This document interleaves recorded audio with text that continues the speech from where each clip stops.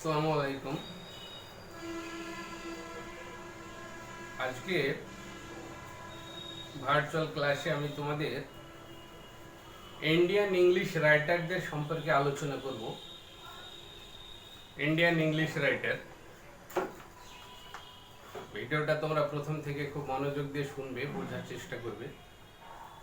ইংরেজি সাহিত্যে আমরা পড়েছি যে মানে পাশ্চাত্যে, বিশেষ করে তোমার ইউরোপিয়ান দেশগুলিতে ইংরেজি সাহিত্যের যে একচেটিয়া দখলদারি, মানে যত বড় বড় ইংরেজি কবি, সাহিত্যিক, নাট্যকার, সেখানে আমরা দেখেছি ইংল্যান্ডের, আমেরিকার, আয়ারল্যান্ডের, ফ্রান্সের, রাশিয়ার, কানাডার।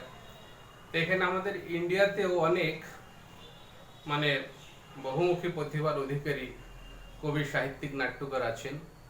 তাদের সম্পর্কে আমরা একটু আলোকপাত করব। ভিডিওটা তোমরা একটু মনোযোগ দিয়ে শোনার চেষ্টা করবে। ভারতীয় যে কবি, সাহিত্যিক, নাট্যকার, এরাও দেখিয়ে দিয়েছে যে আমরাও ইংরেজিতে সাহিত্য রচনা করতে পারি। ঠিক আছে, not only western writers write the English poems, novel and literary composition, but also Indian writers can write literary art and composition. তো এই দিকে আমরা আজকে আলোকপাত করব। যদি আমরা প্রি ইন্ডিপেন্ডেন্ট পিরিয়ড, প্রাক স্বাধীনতার সময়কার ইংরেজি সাহিত্যের ভারতীয় লেখক বা কবি, সাহিত্যিকদের কথা বলি, তাহলে আমাদের প্রথমে আর.এন. ট্যাগরের নাম বলতে হয়। আর.এন. ট্যাগর 1861 সাল থেকে 1941 সাল পর্যন্ত ওনার জন্ম মৃত্যুর যে সময়কাল আর কি, 1861 সালে তিনি জন্মগ্রহণ করেন এবং 1941 সালে তিনি এই পৃথিবী ছেড়ে চলে যান। তো তিনি একটা বিখ্যাত কাব্যগ্রন্থ লিখেছিলেন। আর.এন. Tagore রোট Gitanjali or the song offering, গীতের Anjali, song offering in 1913, and for which এবং যার জন্য he got the Nobel in literature, সাহিত্যে নোবেল পেয়েছিলেন। ঠিক আছে, তাহলে he was a poet, dramatist, essayist, novelist, short story writer, painter and so on. এক কথায় আর.এন. Tagore was a versatile poet, prolific writer, একজন সৃজনশীল এবং বহুমুখী প্রতিভার একজন কবি ছিলেন। তার অনেক ইংরেজি সাহিত্য অনেক অবদান, আউটস্ট্যান্ডিং কন্ট্রিবিউশন আমরা দেখতে পাই। তার একটা বিখ্যাত উপন্যাস তোমরা পড়বে উঁচু ক্লাসে, the home and the world, ঘরে বাইরে। আরো প্রচুর আছে। তো এই যে গীতাঞ্জলি বললাম, এটাতে তোমার 103 খানা কবিতা আছে। ঠিক আছে, তো এইরকম ভাবে তরু দত্তের নাম তোমরা শুনে থাকবে। তরু দত্ত আমি ভিডিওতে দেখানোর চেষ্টা করেছি। প্রতিটা কবির জন্ম মৃত্যু, তার বাসস্থান, তার লিটারারি ওয়ার্কস ও লিটারারি ক্যারিয়ার সম্পর্কে কিছুটা আলোকপাত করেছি। তরু দত্ত তিনি জন্মগ্রহণ করেছিলেন 1856 সালে। এবং তিনি ছিলেন একজন ভারতীয় কবি। she wrote in English and French, তিনি ইংরেজিতে এবং ফরাসি ভাষাতে লিখতেন। তার একটা বিখ্যাত নোভেল হচ্ছে তোমার বিয়াঙ্কা। ঠিক আছে, হার ফেমাস পোয়েমস।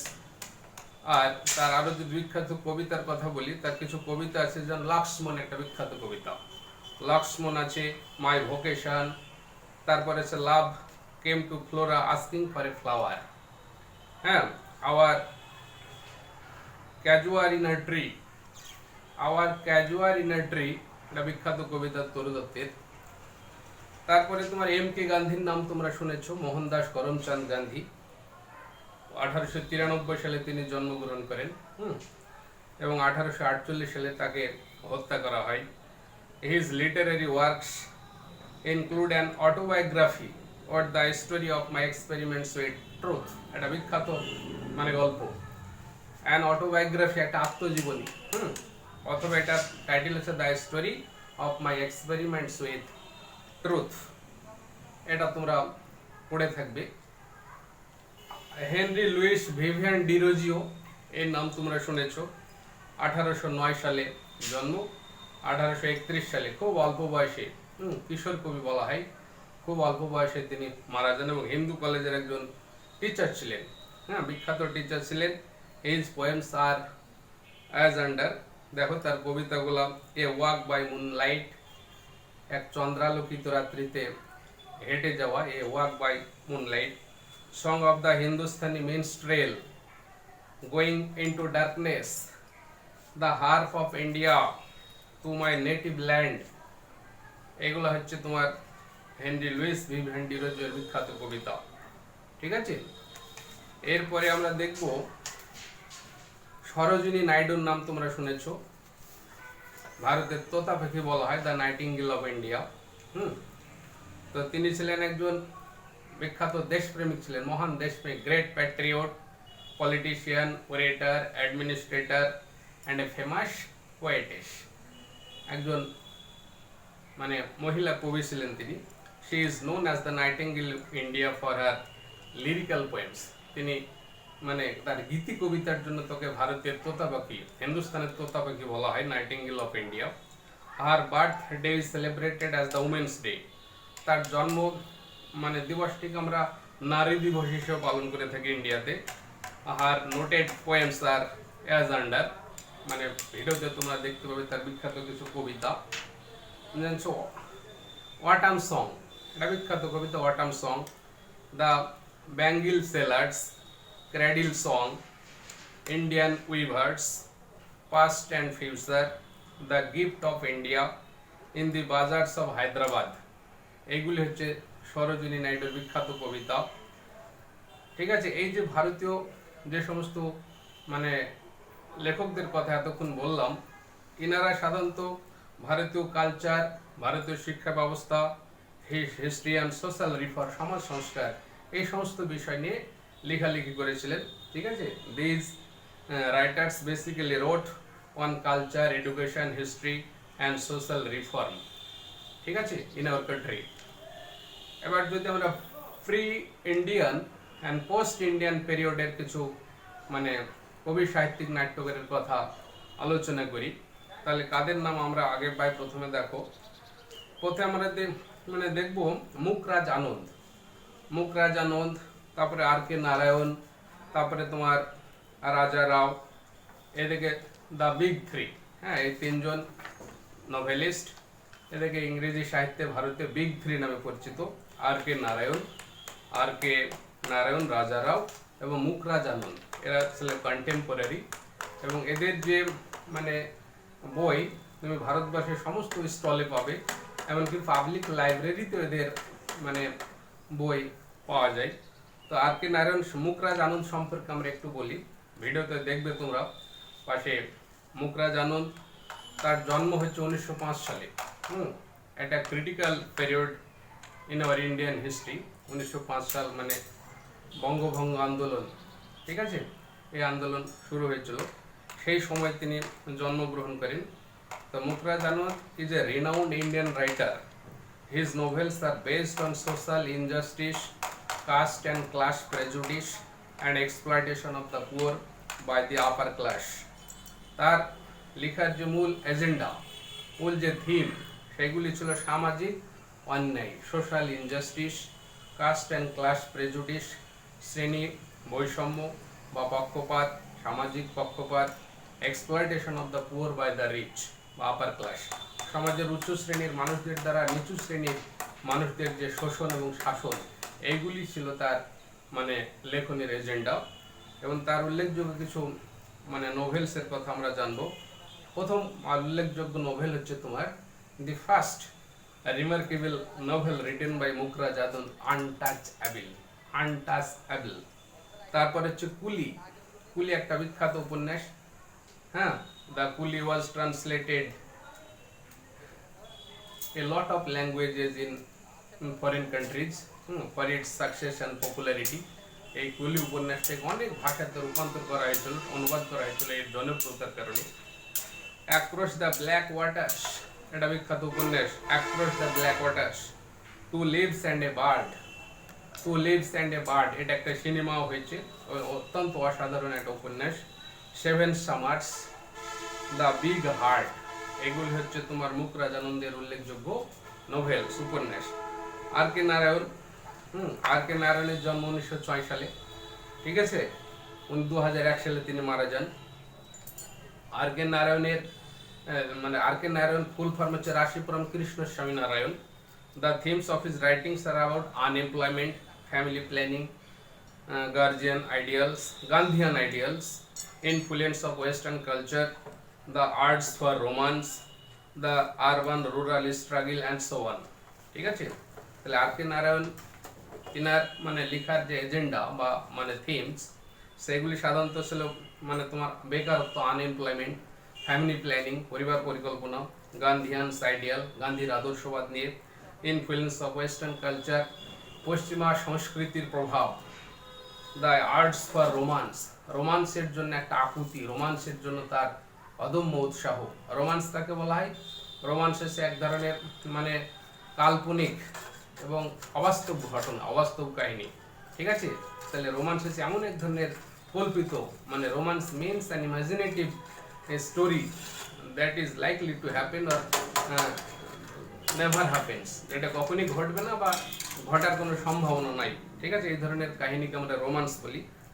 তারপরে আরবান রুরাল যে স্ট্রাগল, গ্রাম শহরের মধ্যে যে একটা লড়াই, এটা হচ্ছে তার মানে লিখনের বিষয়বস্তু।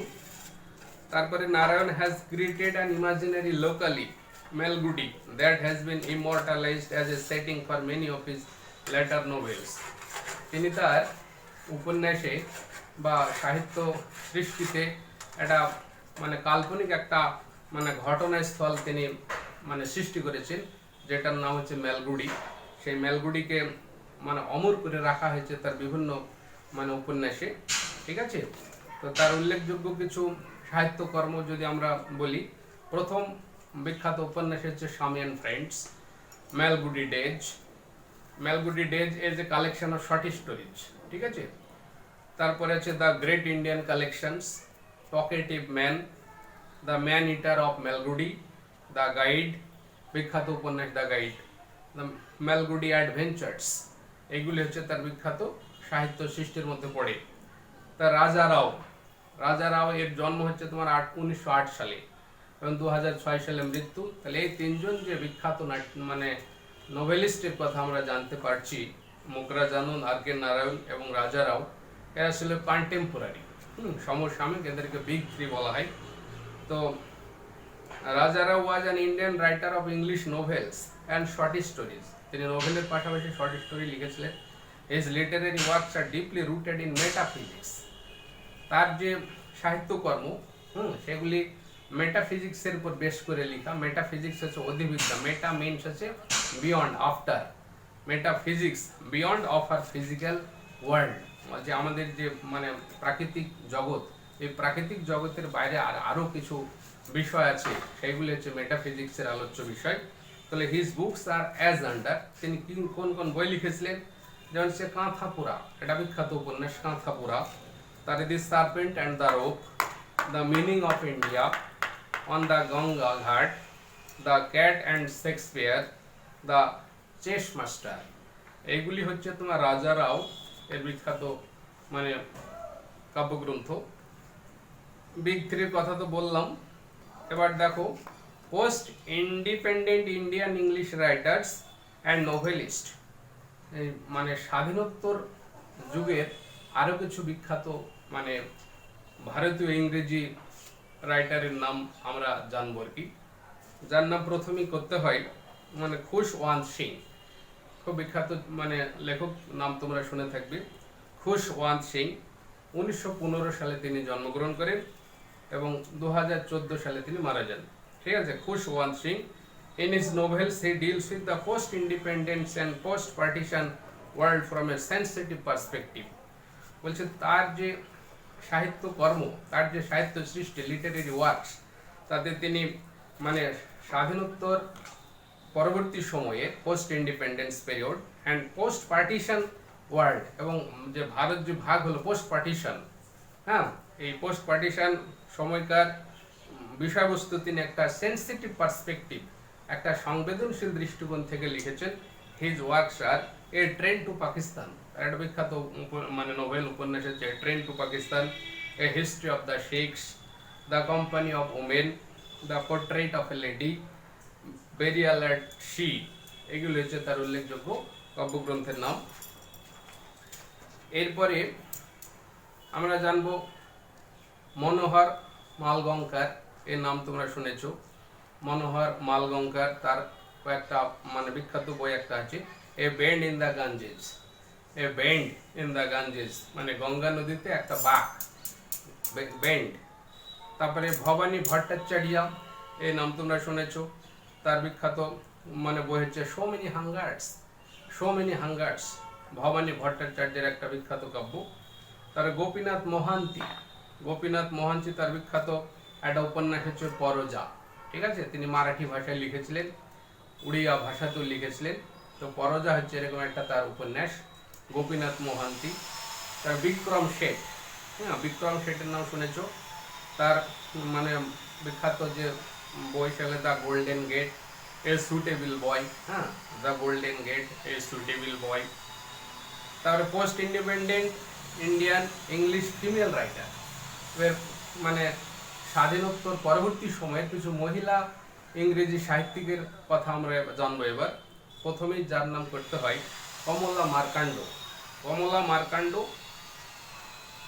she was a famous female Indian English writer. She has written mainly on the encounter between the East and the West and on the different roles of women. তিনি প্রাচ্য এবং পাশ্চাত্যের মানে যে একটা মানে এনকাউন্টার, প্রাচ্য এবং পাশ্চাত্যের যে মোকাবিলা, এটার উপরে তিনি মূলত লিখেছেন। তারপরে মেয়েদের যে বিভিন্ন roles, she has focused on the roles perform by the women, মহিলারা যে সমস্ত রোলগুলো পালন করে থাকে সেগুলোর উপর বেশ করে তিনি লিখেছেন। She has also written about national movement, poverty and human relationships, হ্যাঁ, তিনি জাতীয় আন্দোলনের উপরে লিখেছেন, দারিদ্রতা নিয়ে লিখেছেন, তার মানুষের সম্পর্ক নিয়ে লিখেছেন। হার নোটেড ওয়ার্কস ইনক্লুড, তার উল্লেখযোগ্য যে কাজ সেগুলির অন্তর্ভুক্ত কোনগুলা, silence of desire, a handful of rice, possessions, the nowhere man, two virgins and so on, এগুলি হচ্ছে তার মানে বিখ্যাত কাব্যগ্রন্থ। শান্তা রামারাও নাম শুনেছ, একজন মানে ইংলিশ ইন্ডিয়ান ফিমেল রাইটার, হ্যাঁ, Santha Rama Rau. She mainly writes travelogues, তিনি ভ্রমণ কাহিনী, ভ্রমণ বৃত্তান্ত, তার যে আলোচ্য বিষয় লিটারারি যে মানে এজেন্ডা বা লিটারারি ওয়ার্কস বা কম্পোজিশন, এর মধ্যে ট্রাভেলুকসের কথা আমাদের বলতে হয়। আর books are remember the house, এটা মানে ভ্রমণ কাহিনী, remember the house, a memoir, a princess remembers, ঠিক আছে। তারপরে আছে কিরণ দেশাই, কিরণ দেশাইয়ের নাম তোমরা শুনেছ, তার বিখ্যাত একটি বই হচ্ছে the inheritance of loss, the inheritance of loss. তারপরে আতিয়া হোসেন, তার যে বিখ্যাত বই আছে phoenix fled, a collection of short stories, phoenix fled. তারপরে আছে sunlight on a broken column, এটা হচ্ছে তোমার একটা মানে পার্টিশন পিরিয়ডের একটা নোভেল আর কি, ঠিক আছে, sunlight on a broken column. Nayantara Sahgal, Nayantara Sahgal, her novels deals with the contemporary social issues of women, India's past, the freedom struggle and India's position in international scene in this capitalistic world. তাহলে নয়নতারা সেগালের মানে আলোচ্য বিষয়গুলো কি কি, তিনি সমসাময়িক যে সামাজিক সমস্যা, কন্টেম্পোরারি সোশ্যাল প্রবলেমস আর ইস্যুজ, সেইগুলির উপর আলোকপাত করেছেন। তারপরে মেয়েদের সমস্যা নিয়ে আলোচনা করেছেন। ইন্ডিয়াস পাস্ট, ভারতের অতীত নিয়ে তিনি লিখেছেন। দ্য ফ্রিডম স্ট্রাগল, স্বাধীনতার লড়াইয়ের উপরে তিনি মানে আলোকপাত করেছেন। And India's position in international seen in this capitalistic world, এই পুঁজিবাদী পৃথিবীতে মানে আন্তর্জাতিক ক্ষেত্রে ভারতের পজিশনটা কোথায় বা ভারতের পজিশন কি, সে ব্যাপারে তিনি লিখেছেন। তার উল্লেখযোগ্য কাব্যগ্রন্থের মধ্যে আছে time to be happy, This time of morning, storm in Chandigarh, rich like ash, plans for departure, a day in shadow, a situation in New Delhi. A situation in New Delhi.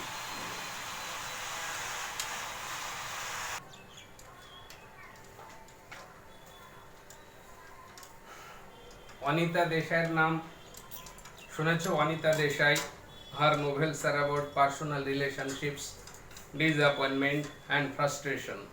Her characters are introverts by nature. They are lonely and unable to fit into their traditional roles. তাহলে অনিতা দেশাই আরেকজন মহিলা ইংরেজি সাহিত্যিক আমাদের ইন্ডিয়ার। তার মানে লেখার যে থিমস, বিষয়বস্তু, তিনি পার্সোনাল রিলেশনশিপ নিয়ে লিখেছেন। ডিসঅ্যাপয়েন্টমেন্টস অ্যান্ড ফ্রাস্ট্রেশনের উপরে তিনি আলোকপাত করেছেন।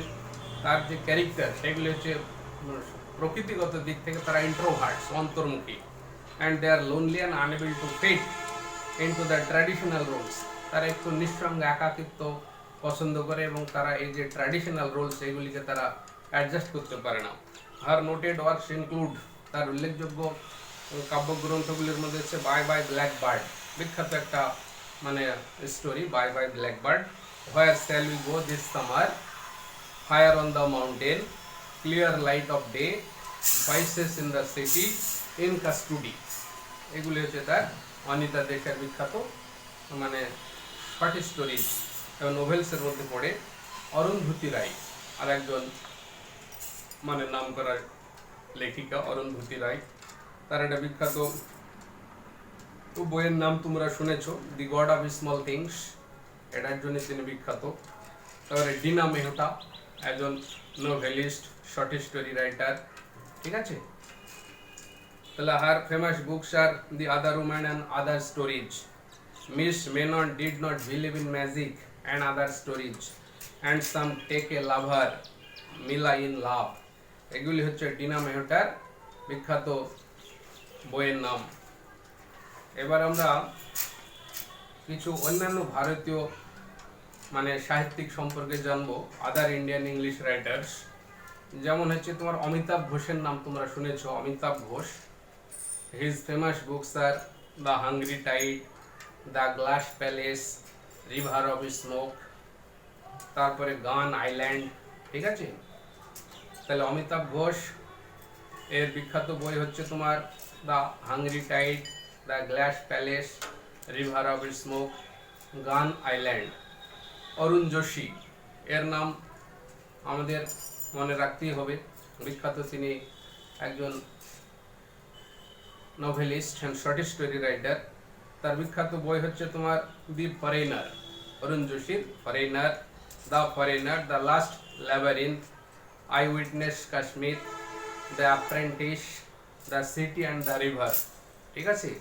সালমান রুশদি একজন বিতর্কিত কন্ট্রোভার্সিয়াল রাইটার, এর কথা তোমরা শুনেছো।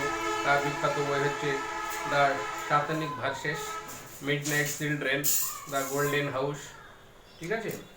দ্য সাতানিক ভার্সেস এটা তোমার ব্যান্ড করা হয়েছে, এটা কন্ট্রোভার্সিয়াল একটা মানে বই আর কি। তারপরে শশী থারুর একজন political personality, political figure in Indian politics. Shashi Tharoor, তার বিখ্যাত বই হচ্ছে তোমার why I am A Hindu, why I am A Hindu, inglorious empire, an Ira of darkness, the British empire in India, the era of darkness, the British empire in India, এটা হচ্ছে তোমার শশী থারুর বিখ্যাত বই। এবার কিছু ভারতীয় কবিদের নিয়ে আলোচনা করব, Indian English poet. Indian English poet R N ট্যাগরের নাম তো আগেই বলেছি তোমাদের প্রথমে, সরোজিনী নাইডুর নাম বলা হয়েছে। নিশিম ইজিকিয়েল, নিশিম ইজিকিয়েল সম্পর্কে আমরা জানবো, একজন Indian poet, famous Indian poet. 1924 সালে এনার জন্ম এবং 2004 সালে তিনি মারা যান। He was born in Bombay in a Bene Israel family, বম্বের একটা বেনি ইসরাইল ফ্যামিলিতে জন্মগ্রহণ করেন। ও who had migrated and settle down in Bombay generations ago, মানে কয়েক জেনারেশন আগে তার পরিবার বম্বে কি করেছিল, মাইগ্রেট করেছিল, স্থানান্তরিত হয়েছিল, সেখানে বসতি স্থাপন করেন। His father Moses Ezequiel was a professor of botany at Wilson college Bombay and his mother A principal of A school. তার বাবা ছিলেন মোজেস এজিকিয়েল, বোটানির একজন প্রিন্সিপাল, ঠিক আছে, উইলসন কলেজের বোম্বের। তার মা ছিল স্কুলের একজন প্রিন্সিপাল।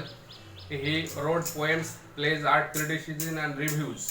তাহলে নিসিম ইজাকিয়েল তিনি কবিতা লিখেন, কিছু নাটকের আর্ট লিখেন এবং কিছু রিভিউজ, কিছু মানে রিভিউজ সমালোচনা ধর্মী কিছু লেখা তার মানে ভান্ডারে আছে আর কি। He was not only a poet but also a literary critic. তিনি শুধু একজন কবি না, তিনি একজন সমালোচকও বটে। He wrote his play don't call it suicide in 1993 সালে তিনি একটা নাটক লিখেছিলেন। তার নাটকের টাইটেল হচ্ছে don't call it suicide. Don't call it suicide, এটা 1993 সালে লেখা একটা বিখ্যাত নাটক। He translated Marathi poems into English. তিনি কিছু মারাঠি মানে কবিতাকে ইংরেজিতে অনুবাদ করেছিলেন। তার কিছু বিখ্যাত কবিতা Ganga, hints of darkness, a poem of dedication, ঠিক আছে, এগুলি তার বিখ্যাত কবিতা। Ganga, hints of darkness, a poem of dedication. Kamala Das, 1934 থেকে 2009 সাল। Kamala Das, she was born in Malabar, ভারতের মালাবারে তিনি জন্মগ্রহণ করেন। She was a writer of versatile genius, বহুমুখী প্রতিভার তিনি একজন মানে অধিকারী ছিলেন। She handled essays, fiction, short stories, criticism, journalistic features in both the languages Malayalam and English. Malayalam ভাষা এবং ইংরেজি ভাষাতে তিনি প্রবন্ধ লিখেছিলেন, কিছু ফিকশন মানে উপন্যাস, তারপরে কিছু ছোট গল্প, সমালোচনা, তারপর কিছু জার্নালিস্টিক ফিচার, এই ধরনের বিষয় তার সাহিত্য সম্ভারের মধ্যে পড়ে, ঠিক আছে। Her well known books are summer in Calcutta. Summer in Calcutta তার বিখ্যাত একটা বই। The descendants, the old play house and other stories, the soul knows how to sing, a hot noon in Malabar, the dance of the eunuchs, the dance of the eunuchs and introduction. এগুলি হচ্ছে তোমার কমলা দাসের বিখ্যাত কবিতা। এবার আমরা একে রামানুজান, আরও একজন ইন্ডিয়ান ইংলিশ পোয়েট। 1929 সালে তিনি জন্মগ্রহণ করেন মাইসোরে, ঠিক আছে। অ্যাটিপেট কৃষ্ণস্বামী রামানুজান, পুরো নামটা Attipate Krishnaswami Ramanujan was born in Mysore in 1929 into a Tamil Brahmin family. He was an Indian poet, writer, translator, philologist, ভাষাবিদ and playwright. Of his poetical works, তার কিছু মানে কাব্যিক কার্যকলাপের মধ্যে poetical works most notable are, যেটা উল্লেখযোগ্য আর কি, striders, the striders, relations, selected poems, second sight, the black hen, self portrait, Chicago zen, on the death of a poem.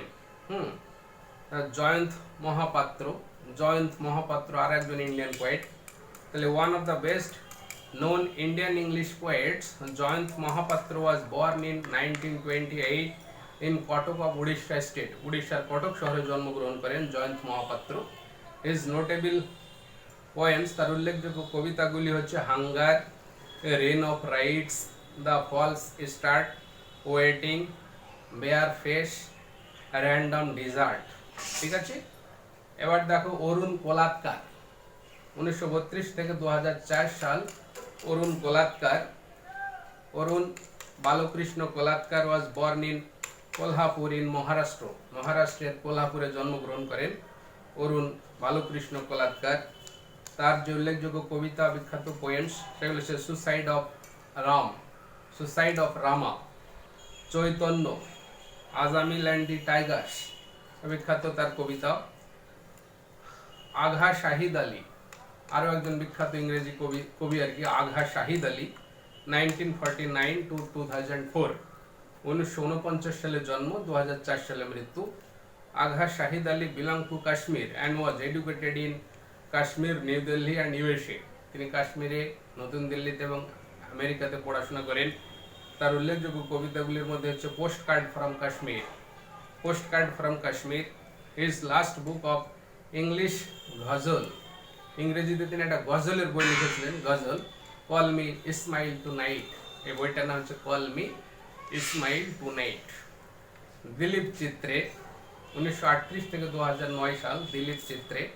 তাহলে Dilip Chitre was born in Vadodara in 1938, 1938 সালে ভারতের ভাদোদারা শহরে জন্মগ্রহণ করেন। He was well known as a poet of English and Marathi, ইংরেজি এবং মারাঠির একজন কবি হিসেবে তিনি পরিচিত। তার যে বিখ্যাত কবিতা the light of birds breaks the lunatic sleep, the light of birds breaks the lunatic sleep, ambulance ride, এ দুটো বিখ্যাত কবিতা। KKN দারওয়াল, KKN দারওয়াল আরও একজন ইংরেজি কবি তোমার। KK নাসার ওয়ানজি দারওয়াল, KK নাসার ওয়ানজি Daruwalla full form was born in Lahore 1937, 1937 সালে লাহোরে জন্মগ্রহণ করেন KKN Daruwalla. He joined the IPS in 1958, ভারতের ইন্ডিয়ান পুলিশ সার্ভিস এই ডিপার্টমেন্টে তিনি যোগদান করেন। তার বিখ্যাত কবিতার মধ্যে পড়ে হক চিনার, হক অ্যান্ড চিনার, এ দুটো বিখ্যাত কবিতা। সবশেষে আরেকজন ইংরেজি মানে রিনাউন্ড রাইটার আর কি ইন্ডিয়ার, মানে ইউআর আনন্দমূর্তি, এর নাম তোমরা শুনে থাকবে। 1932 সালে জন্ম। 1932 সালে তিনি মাইশোরে জন্মগ্রহণ করেন ভারতের, 2014 সালে মারা যান।